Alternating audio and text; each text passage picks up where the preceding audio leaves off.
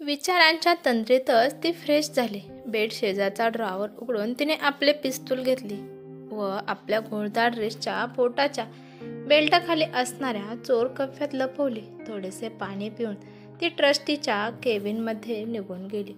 आत येऊ का सर? तिने अगदी नम्रपणे नेपाळी भाषेत विचारले. ये बाळ. ट्रस्टी ते सुद्धा अवेळी झोपेतून उठले असावेत हे स्पष्ट होते. त्यांच्या खुर्चीसमोर असणाऱ्या 2 खुर्च्यांवर 2 वृद्ध व्यक्ती बसले होते. दरवाजातून ते अनुराधाला पाठमोरे दिसत होते. ती त्यांच्याकडे पाहत होती, पण त्यांनी मात्र वळून मागे पाहिले नाही. ट्रस्टीची परवानगी मिळताच अनुराधा आत येऊन उभी राहिली. बसून घे बेटा. अशा अवस्थेत जास्त वेळ उभा राहू नये, ट्रस्टी काळजीने म्हणाले आणि त्यांनी मोकळ्या खुर्चीकडे इशारा केला तशी अनुराधा तिथे जाऊन बसली. अनुराधाने त्या दोघांना पाहून स्मित हास्य केले व ट्रस्टींना म्हणाली, माफ करा सर, माझ्यामुळे आपणास अवेळी विनाकारण त्रास झाला. काही हरकत नाही बेटा. आपली नात गरोदरपणात ठीक आहे का याची हुरहुर म्हाताऱ्या जीवाला वाटणे साहजिकच आहे. मी सुद्धा 2 नातवंडाचा आजोबा आहे, समजू शकतो. ट्रस्टी हसत म्हणाले, मी निघतो. योगाची वेळ झाली आहे. तुम्ही भेटून घ्या. काहीही हवं नको असेल ते राधा मावशींना सांगा. मी नाश्ता पाठवतो. इतकं बोलून ते बाहेर निघून गेले. आजोबा, तुम्ही असे अचानक इथे? अंदाज घेण्याकरिता अनुराधाने सहजपणे विचारले. आम्ही इथं आलो ते तुला आवडले नाही, माहिती आहे बेटा. त्यातला एक जण थरथरत्या आवाजात म्हणाला आणि दुसऱ्याने केबिनच्या दरवाजा जवळून कानोसा घेतला आणि पहिल्या व्यक्तीला इशारा केला. अनुराधाचे त्यांच्या हालचालींवर व्यवस्थित लक्ष होतं. ती सावध होती. तुझ्या आजीने तुझ्या आवडीचे लाडू केले होते. राहुलं नाही म्हणून एवढ्या लांब आलो. त्याने अनुराधा समोर एक डब्बा उघडला. डब्यात तिच्या आवडीची बर्फी होती. ते पाहून ती खूप खुश झाली. याचा अर्थ ते दोघे प्रशांत आणि राजेश होते. आनंदाच्या भरात ती त्यांना मिठी मारण्यासाठी पुढे झाली, पण दुसऱ्याने म्हणजेच प्रशांतने लगेचच तिला अडवले. बेटा, आत्ताच नको खाऊ. हा प्रवासात एखादा दुसरा लाडू फुटलाही असेल, तू रूममध्ये बसून खा नंतर. तो देखील थरथरत्या आवाजात म्हणाला. एखादा दुसरा लाडू फुटला होता म्हणजे आश्रमातील 1-2 जण तिच्यावर लक्ष ठेवून होते. आत्ताच ही गोष्ट प्रशांतने सांगितली म्हणजे आत्ता सध्या कोणीतरी तिच्यावर लक्ष ठेवत होतं. याचाच अर्थ ट्रस्टी जे आत्ता बाहेर गेले होते ते बाहेरून यांचं बोलणं अजून ऐकत होते.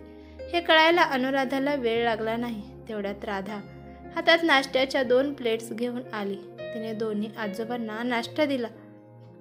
तुमच्यासाठी वरच्या मजल्यावरची खोली तयार आहे. नाश्ता करून तुम्ही तिकडे विश्रांती घ्या. राधा थोडी विश्रांती घेऊ, मग आपण बोलत बसू असे ठरवून ते रूममध्ये गेले. अनुराधाने देखील तिचं आवरलं आणि तिची नित्य दिनचर्या करण्यात व्यस्त झाली. मनातून ती खुश जरी असली तरी देखील तिला काळजी वाटत होती. योगा, प्रार्थना, नाश्ता वगैरे झाल्यानंतर सकाळी 8च्या दरम्यान ती आश्रमाच्या महागुरूंच्या केबिनमध्ये गेली. ते आश्रमाचे सर्वेसर्वा होते. त्यांच्याकडून तिने आजोबांसोबत आजचा थोडा वेळ बाहेर जाण्यासाठी परवानगी घेतली. ती तयार होऊन खाली आली. राजेश आणि प्रशांत देखील आधीच तिची वाट बघत खाली थांबले होते. बाहेर जाण्याची परवानगी मिळाल्याचे तिने त्यांना सांगितले. खरं तर ते दोघे देखील नुकतेच महागुरूंना भेटून अनुराधाच्या तब्येतीबद्दल चौकशी करून आले होते. शिवालयाच्या बाहेर येऊन त्यांनी कॅब बुक केली. आधी डेस्टिनेशनमध्ये त्यांनी नेपाळच्या एका टुरिस्ट पॉईंटचे नाव टाकले होते, पण थोडेच अंतर गेल्यानंतर त्या तिघांच्याही लक्षात आले की आश्रमामधून बाहेर पडल्यापासून एक कार त्यांचा पाठलाग करत होती. तिघांनाही हे अपेक्षितच होते. त्यांनी डेस्टिनेशनवर टाकलेले नाव बदलले आणि त्या जागी अगस्त्या आयुर्वेदा आणि पंचकर्मा सेंटरचा पत्ता टाकला. अर्ध्या 1 तासातच ते तिघेही ठरलेल्या पत्त्यावर पोहोचले. खाली उतरून अनुराधाने दोन्ही आजोबांचा एक करून हात धरला आणि त्यांना खाली उतरायला मदत केली. ते तिघेही आयुर्वेदा सेंटरमध्ये गेले. आत त्यांचाच माणूस होता. नेपाळमधील ते त्यांच्या हक्काचे ठिकाण होते. राजेशने आत जाताच तिथल्या मॅनेजरच्या हातात काही भारतीय चलनाच्या नोटा ठेवल्या. तो काय ते समजून गेला आणि त्याने राजेशच्या हातात एक की ठेवली. पंचकर्मा सेंटरच्या एका रूममध्ये ते पोचले. तेवढ्यात प्रशांतचा मोबाईल ब्लिंक झाला. त्याने आश्रममधील ट्रस्टीचा मोबाईल हॅक केला होता.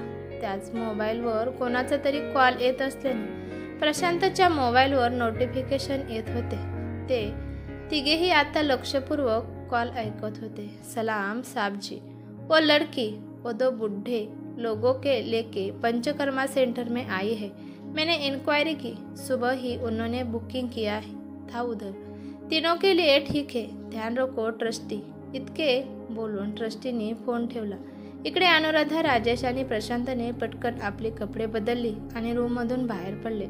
राजेशने पुन्हा मॅनेजरच्या हातात त्याच किमतीच्या नोटा ठेवल्या. खाली घोडी खडी है बाहेर असं म्हणत मॅनेजरने आणखी एक किल्ली राजेशच्या हातावर ठेवली. आता आश्रममधून 2 श्रीमंत पुरुष उंची रस्ते घालून बाहेर पडले. त्यांच्या पाठोपाठ एक अतिश्रीमंत भरजरी कपडे घातलेली पण अंगाने खूप स्थूल अशी स्त्री बाहेर पडली. त्यांची बहीण असावी असे वाटत होते. अनुराधाच्या मागून तिच्यावर लक्ष ठेवण्यासाठी आलेला व्यक्ती त्या श्रीमंत परिवाराकडे एकटक पाहत होता. त्यांच्या उंची कपडे आणि दागिन्यामुळे त्याचे डोळे दिपले होते. एक्सक्यूज मी, त्यातल्या श्रीमंत महिलेचा आवाज आला. तसा तो व्यक्ती भानावर आला आणि आपल्या कारमध्ये जाऊन बसला. ते कुटुंब गेटजवळ थांबलेल्या काळ्या मर्सिडीज जवळ गेले. रिमोटने डोअर उघडून त्यांनी आधी आपल्या बहिणीला आत बसायला मदत केली आणि दोघेही आत बसून भरधाव वेगाने निघून गेले. कसे आहात तुम्ही दोघे? अनुराधाने शेजारी बसलेल्या राजेशला मिठी मारली व प्रशांत गाडी चालवत होते. तिघेही खूप महिन्यांनी भेटत होते. यापूर्वी देखील मशीनसाठी बऱ्याच वेळा त्यांची एकमेकांसोबत महिने भेट होऊ शकत नव्हती. पण या काही महिन्यात इतक्या अनपेक्षित गोष्टी घडल्या होत्या की ही भेट त्यांना खूप महत्त्वाची वाटू लागली होती. We are good dear. Rajesh, तू कसा आहेस ते आधी सांग, प्रशांतने आरशात पाहत विचारले. वेल, कशी दिसतेस? अनुराधा, गोड दिसतेस. तशी पण तू थोडी जास्त जाड झाली आहेस, प्रशांत म्हणाला. तसे तिघेही हसायला लागले. वर जोक्स अपार्ट, आता कुठे जायचे आहे आपण? संध्याकाळी 6 पर्यंत परत जावं लागेल. अनुराधा, त्यापूर्वीच जाऊ. काळजी करू नको प्रशांत. हो, तू थोडी रेस्ट घे. लोकेशनवर पोहोचलो की मी उठवतो तुला. तिथे थोडं चालावं लागेल तुला. राजेश या डोळ्यात तिच्याबद्दल काळजी दिसत होती. गाडीत चर्चा करणे ठीक नाही असा विचार करून अनुराधाने देखील लगेचच डोळे मिटले.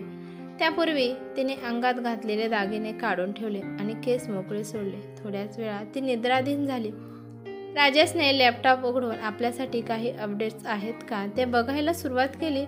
प्रशांतने गाडी चालवता चालवता त्याच्या माणसाला कॉल केला आणि जिथे ते जाणार होते तिथे कोणी नसल्याची पुन्हा एकदा खात्री करून घेतली. तासाभराच्या प्रवासानंतर ते तिघे एका खेडेगावात पोहोचले. राजेशने अनुराधाला उठवले आणि ते तिघे गाडीतून उतरले. राजेश आणि प्रशांतसाठी ती जागा नवीन नव्हती, पण अनुराधा मात्र पहिल्यांदाच तिथे आली होती. तिने आजूबाजूला पाहिलं. समोर दूरवर एक खूप जुना राजेशाडी वाडा दिसत होता. ते जिथे उभे होते तिथे आजूबाजूला घरे आणि छोटे वाडे होते. पण ते गाव पाहून असं वाटत होतं की त्या गावात गेल्या कितीतरी वर्षापासून कोणीही राहत नाही. चला, राजेश म्हणाला. पायात खाचखळगे असल्याने राजेशने अनुराधाचा हात पकडला होता. ही कोणती जागा आहे? अनुराधाने चालता चालता विचारले.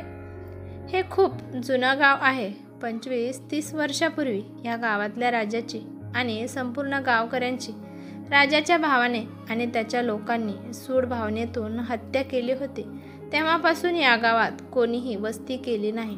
येथे भूतांचं वास्तव्य आहे असं इथल्या माणसांचं म्हणणं आहे. प्रशांत, ओ आय सी. अनुराधा, एसजींचे जेव्हा नेपाळ मिशन्स असतात तेव्हा आपल्या सिक्रेट मीटिंग इथेच करतो आपण. It's a safest place in this country. Rajesh हसत म्हणाला. हो, त्यात शंकाच नाही. अनुराधा चालत चालत ते तिघे एका घरात पोचले. घर बऱ्यापैकी साफ दिसत होतं. शिवाय पिण्याच्या पाण्याचा एक हंडा देखील भरून ठेवला होता. बसण्यासाठी बऱ्यापैकी उंचीचे 3 दगड तिथे मांडून ठेवलेले होते. प्रशांतने अनुराधाला आधी पाणी दिले आणि ते तिघे पुढचं डिस्कशन करण्यासाठी बसले. पुन्हा प्रशांतचा मोबाईल ब्लिंक झाला. त्याने रेकॉर्डिंग प्ले केले. त्यांचा पाठलाग करणाऱ्या त्या व्यक्तीने ट्रस्टीला कॉल केला होता. बोला ट्रस्टी म्हणाला, अरे साहब जी, वो तीनों अभी तक तो बाहर नहीं आए. मैंने अंदर भी पूछा, उनका शाम तक का बुकिंग है. हाँ कोई बात नहीं, निकलो तुम वहाँ से. ट्रस्टी पक्का साहब जी. हाँ निकलो. वो दोनों सच में उसके दादाजी है. किसी बुढ़ा बुढ़ी को संभालती है हो. मनाली में रहते हैं. बुढ़ा सच में कल नेपाल आया है. मैंने सब इंक्वायरी की है. ट्रस्टी तोऱ्यात म्हणाला, अच्छा ठीक है, और कुछ काम हो तो बताना जरूर. ट्रस्टीने फोन ठेवला. मनालीच्या ग्रँडपर्यंत चौकशी झाली. म्हणजे आपल्या डिपार्टमेंटशी रिलेटेड कोणीतरी लक्ष ठेवून आहे आपल्यावर. अनुराधा रागात म्हणाली, त्यात तर काही वादच नाही, पण सिरिया मिशन जर अर्ध्यावर सोडलं तर देशाचं खूप मोठं नुकसान होईल. राजेश चिपसोबत काही कॉन्टॅक्ट नेक्स्ट कोणाला पाठवायचे काही ठरवलं का? अनुराधा चिपसोबत सेफ कॉन्टॅक्ट होणं आता सध्या तरी शक्य नाही. कोणास ठाऊक, कदाचित त्यांच्या मुलांप्रमाणेच त्यांच्या घरातील आणखीही कोण हिप्नोटाईज असेल किंवा डायरेक्ट मिसळलेला सुद्धा असू शकतो. व प्रशांत, हो खरं आहे तुझं, इतकी मोठी रिस्क आपण नाही घेऊ शकत. अनुराधा ऑपरेशननंतर 2 दिवसांनी चिपणी ते रजेवरून येईपर्यंत यशजीच्या सगळ्या निर्णयांचे हक्क निमकर सरांकडे दिलेत. राजेश, हो अच्छा, ते काय विचार करत आहेत? अनुराधा, अजून तरी कोणाचं नाव त्यांनी निश्चित सांगितलं नाही. उद्या ते दिल्लीमध्ये असणार आहेत. पाहूया काय निर्णय सांगतात ते. राजेश, हो पण निमकर सरांनी पुढचा तो काही निर्णय असेल तो अगदी गुप्तपणे घेतला पाहिजे. अनुराधा, खरं तर नाही तर आणखी एक देशभक्ताचं विनाकारण शहीद होणं ठरलेलं आहे. प्रशांत या गोष्टीवर चर्चा सुरू असताना अनुराधा एका वेगळ्याच विचारात हरवली होते. राजेश आणि प्रशांत सिरिया मिशनबद्दल आणि सध्याच्या यशजीच्या एकूणच हालहवालाबद्दल तिच्याशी बोलत होते, पण बराच वेळ तिची काहीच प्रतिक्रिया नाही पाहून राजेशने तिला हाक मारली. अनुराधा, कुठे हरवलीस? बरं वाटत नाही आहे का तुला? त्याने काळजीने विचारले. त्याच्या हाकेने अनुराधा विचारांच्या तंद्रीतून बाहेर आली. हां, काही नाही. मला एक सांग, सिरियाचं मिशन आणखी किती दिवस चालू ठेवावं लागणार आहे? म्हणजे आपल्याला हवी असलेली गोष्ट नेमकी कधीपर्यंत हाती लागू शकते? अनुराधाने विचारले.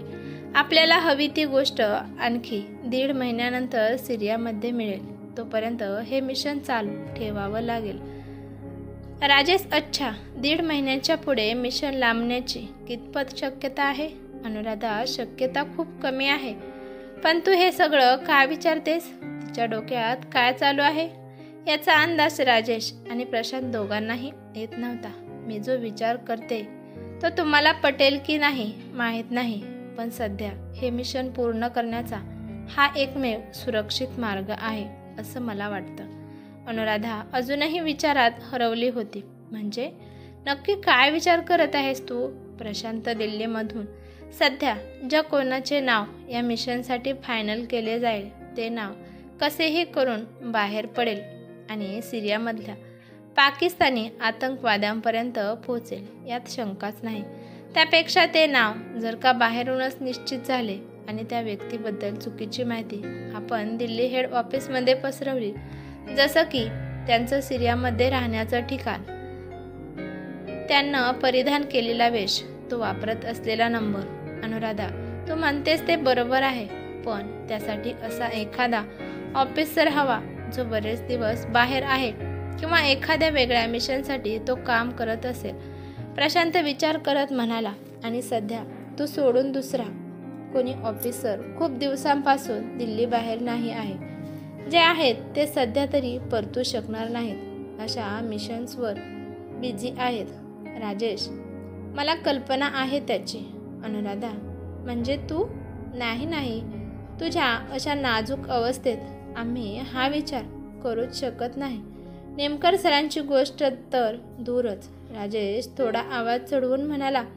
प्रशांतला सुद्धा ही गोष्ट पटली नव्हती. माझी तब्येत अगदी उत्तम आहे आणि हवी ती माहिती 1.5 महिन्यात हाती लागणार असेल तर मी माझ्या डिलिव्हरीच्या आधी या मिशनमधून मोकळी झालेली असेल. शिवाय मी इथे नेपाळमध्ये असल्याची माहिती हेड ऑफिससोबत कॅबिनेटमध्ये सुद्धा आहे. त्यामुळे तिथला जो कोणी गद्दार व्यक्ती असेल त्याला सुद्धा हेच वाटत राहील की मी नेपाळमध्ये आहे. त्यामुळे माझ्या जीवाला काही धोका नसेल आणि मिशन पूर्ण होण्याची शक्यता 100% असेल. फक्त निमकर सरांनी अनऑफिशियल डिसिजन घेतला पाहिजे. अनुराधा हर एक प्रकारे त्या दोघांना समजावण्याचा प्रयत्न करत होती, पण प्रशांत आणि राजेश दोघांनाही तिचा आणि तिच्या बाळाचा जीव धोक्यात घालणे पटत नव्हते. पण अनुराधा हार मानणारी नव्हती. ही कथा तुम्हाला कशी वाटली ते मला कमेंट करून नक्की सांगा. कथा आवडल्यास लाईक शेअर नक्की करा आणि चॅनलवरती नवीन असल्यास चॅनलला सबस्क्राईब करायला विसरू नका. धन्यवाद.